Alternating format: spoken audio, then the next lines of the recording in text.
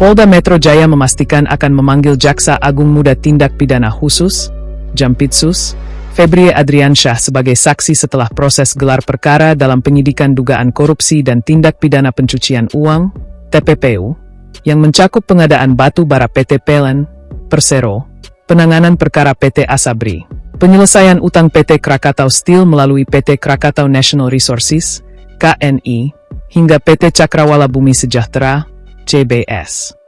Pemanggilan dilakukan setelah penyidik merampungkan pendalaman terhadap hasil penggeledahan di 13 lokasi. Kepala Bidang Humas Polda Metro Jaya Kombes Pol Budi Hermanto mengatakan pemeriksaan terhadap Febrie Adriansyah sebagai saksi akan dilakukan setelah penyidik menyelesaikan tahapan penyidikan dan menggelar perkara.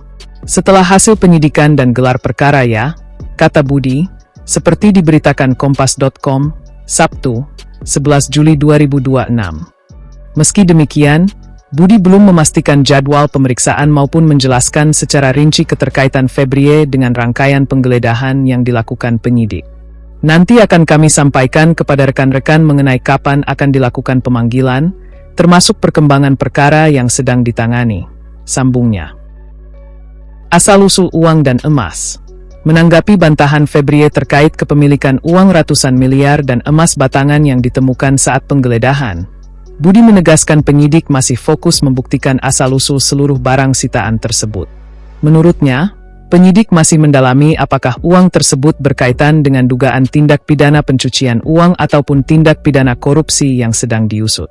Selain itu, kepemilikan rumah yang digeledah di kawasan Sentul juga masih didalami melalui PT Sentul City, pemeriksaan warga sekitar, hingga penelusuran data kepemilikan di Badan Pertanahan Nasional, BPN. Kami masih melakukan penguatan terkait hak kepemilikan rumah yang digeledah. Semua masih dalam proses pendalaman, kata Budi. Sebelumnya, penyidik Direktorat Reserse Kriminal Khusus Polda Metro Jaya bersama Korps Pemberantasan Tindak Pidana Korupsi, Kortas Tipidkor, Polri melakukan penggeledahan serentak di 13 lokasi di Jakarta dan Bogor.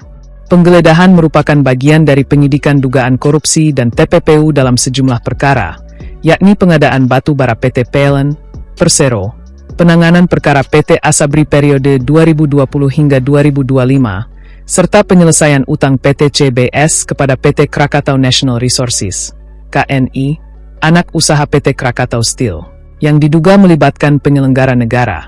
Dari rangkaian penggeledahan tersebut, penyidik menyita uang sekitar 67 miliar rupiah di kawasan Cipete, Jakarta Selatan.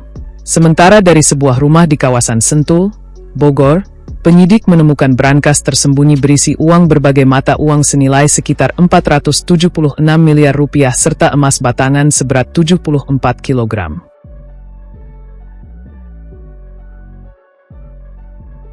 Sebutkan nama dari mana? Ya. Kalau nggak salah di ada apa nama KPK dari KPK. Terus untuk kadang-kadang mungkin polisi akan menggunakan kasus ini KPK. Pertama, kenapa jadinya KPK nggak ikutan di kontrak ini? Kedua, tadi kan cuma soal penggeledahan dan pemerintahan saksi. Kenapa tersangkanya belum ada? Sama kira-kira kalau nanti nggak ada tersangka dalam waktu dekat atau ini masih lama? Ya, terima kasih. Kehadiran teman-teman aparat penegak hukum dari KPK ini untuk melaksanakan koordinasi antar penegak hukum dalam pengungkapan tindak pidana korupsi. Kami sampaikan, kami akan menyampaikan untuk tersangka di dalam perkara ini di tahap berikutnya. Saat sekarang teman-teman penyidik masih melakukan pendalaman. Kita sama-sama menghormati, memberi ruang kepada teman-teman penyidik untuk menyelesaikan tugasnya secara komprehensif dan paripurna. Ini akan kami sampaikan kepada teman-teman sekalian dalam waktu yang dekat. Lagi? Ya. Wakil dari kawasan Bapak. Jadi kan informasinya bahwa penggeledahan tersebut ini konfirmasi.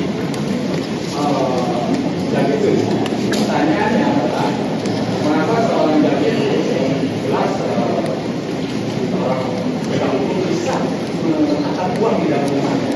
Apakah ini bisa kenapa di sini uang sekarang atau uang itu? Ini pertanyaan. Oke, kami jawab Pak Suwandi ya dari liputan kabar 6 penyidik masih melakukan penguatan terkait tentang alasan kepemilikan rumah yang ilegal. Memang mungkin informasi yang beredar adalah termasuk tadi ada konferensi pers tadi pagi, tapi penyidik akan melakukan pendalaman melalui PT Sentul City, melalui juga akan memeriksa saksi sekitar, serta akan melakukan pemeriksaan terhadap BPN terkait tentang akte kepemilikan, SHM kepemilikan atas nama siapa. Dari uang yang ditemukan ini masih dilakukan pendalaman. Begitu juga penyidik masih melakukan klaster terkait tentang 3 objek perkara terkait tentang barang bukti yang ditemukan. Kami mohon waktu kepada teman-teman sekalian dan kami akan menyampaikan dalam waktu yang dekat.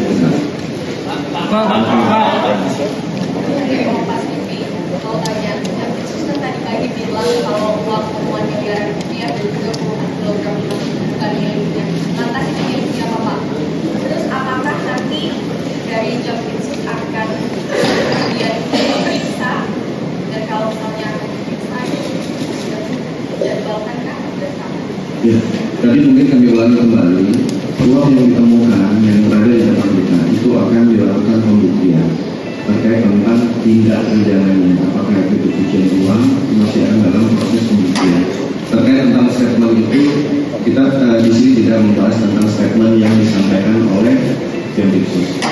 Pak, dari Tempo Pak mau nanya, apa izin Pedro dari Tempo mau nanya apakah betul sempat ada upaya untuk mengambil alih barang bukti penggeledahan? Yang pertama, yang kedua, mengapa masih belum ada tersangka hingga saat ini? Ya, kami jawab. Kami yakin dan percaya bahwa seluruh kementerian dan kelembagaan pasti akan mendukung untuk pemberantasan korupsi, apalagi itu sudah menjadi program prioritas Bapak Presiden. Kami jamin dan itu bersama-sama sinergi dan kolaborasi dalam menuntaskan perkara-perkara korupsi. Bukan malam ini, tetapi akan dalam waktu dekat kami akan menyampaikan terkait tentang tersangka dalam perkara yang ditangani oleh investigasi oleh Kortas dan Polda Metro Jaya. Terakhir ya.